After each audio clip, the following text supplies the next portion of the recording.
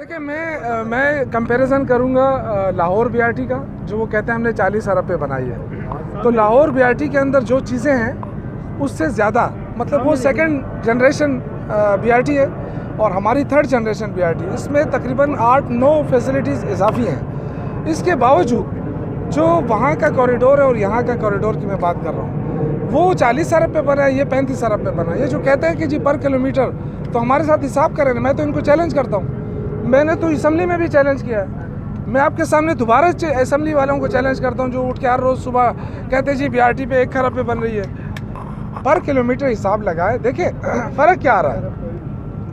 Commercial प्लाजे बन रहे हैं, 68 किलोमीटर जो है ना एक्स्ट्रा हमने वो डाला हुआ है, फीडर रूट्स डाले हुए हैं। अब उनका जो हिसाब किताब, फिर इसके अलावा अपनी बसें हमने ख़रीदी हैं। लाहौर के अंदर आज तक उनकी अपनी बसें नहीं हैं, वो रेंटेड बसें चला रहे हैं। हमारे 8.5 अरब की हमारी अपनी बसें हैं। वो सारी चीज़ें मिला के ये कहते हैं जी 70 अरब। तो हम तो बीआरटी टू बीआरटी बात करें, जो लाहौर में बना है, जो इस्लामाबाद में बना है, जो मुल्तान के अंदर बना है।